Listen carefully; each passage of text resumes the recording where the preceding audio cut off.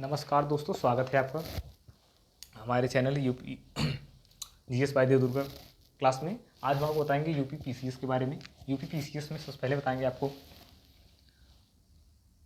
प्रश्न कितना होता है, कितने पेपर होते हैं, और आखिरी में बताएंगे माइनस मार्किंग होता है कि नहीं। सबसे पहले प्रश्न के बारे में बात करेंगे।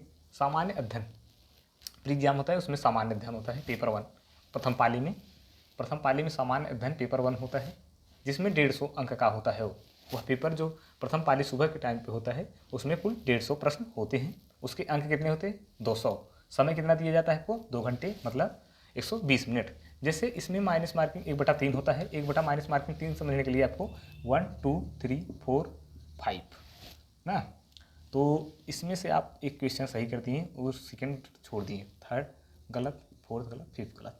तो ये आप तीनों अगर गलत है, एक छोड़े हैं आप इसे, और आपका ए सही है, तो ये तीनों मिलाकर आपका बनते हैं जितने नंबर, आपका जितने नंबर बनते हैं 1/3 गुणा करने पर आपको उतना वह भी गलत हो जाएगा आपका। मतलब आपने जो सही किया था यहाँ पे, आपका यहाँ पर भी गलत हो गया। तीनों क्वेश्चन गलत हुआ और ये गलत है, तो आपका ये तीनों क्वेश्चन और इक्वल हो गए, मतलब आपको यहाँ 0 नंबर मिले। 5 क्वेश्चन आप कितना नंबर मिले? 0 नंबर। आप इस तरह से आसानी समझ सकते हैं। इसलिए माइनस मार्किंग है, 1/3 है, तो आप बहुत बचकर इन क्वेश्चनों को जो है पुटअप करिए और सॉल्व कीजिए।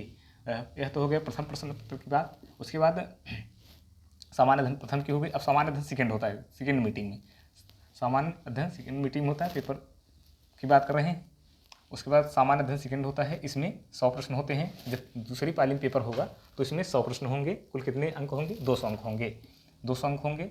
35% आपको नंबर पाना होता है पास करने के लिए, CSAT इसे कहते हैं। इसमें भी माइनस मार्किंग होता है। इसमें वही 1 2 3 4, पहला सही, दूसरा गलत, तीसरा गलत, चौथा गलत। आपका तीनों गलत के लिए आपको कोई भी अंक नहीं दिया जाता है। जब पहला सही है तो आपको जो है वांछित अंक दिया जाता है। आपको मान ले सही है, तीनों गलत है, तो आपका यहाँ पर भी 0 नंबर हो जाता है।